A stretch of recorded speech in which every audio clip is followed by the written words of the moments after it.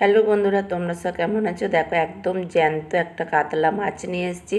তোমরা এটা কী মাছ বলো? তোমরা অবশ্যই কমেন্টে জানাবে। মাছগুলো দেখো আমি বেছে ধুয়ে ভালো করে ভেজে নিয়েছি। আর এখানটা দেখো আমি টমাটম আর পেঁয়াজ ভেজে নিয়েছি, সামান্য একটু হলুদ, সামান্য একটু নুন দিয়ে ভালো করে আমি কষিয়ে নিচ্ছি। দেখো ভালো করে কষিয়ে নিচ্ছি।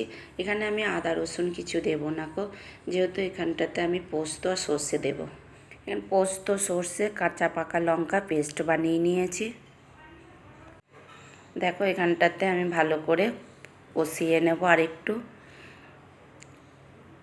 বেশি ভাজবো না গো, যেহেতু সর্ষে আছে তো সর্ষেতে বেশি ভাজবো না গো। কষানো হয়ে গেছে, এবার একটু জল দিয়ে দিয়েছি। এবার ঢাকনটা দিয়ে জলটা ফোটা পর্যন্ত, জলটা ফুটে গেছে। এবার যে ভেজে রাখা মাছগুলো দিয়ে দেবো, দিয়ে ভালো করে মিক্স করে নেব।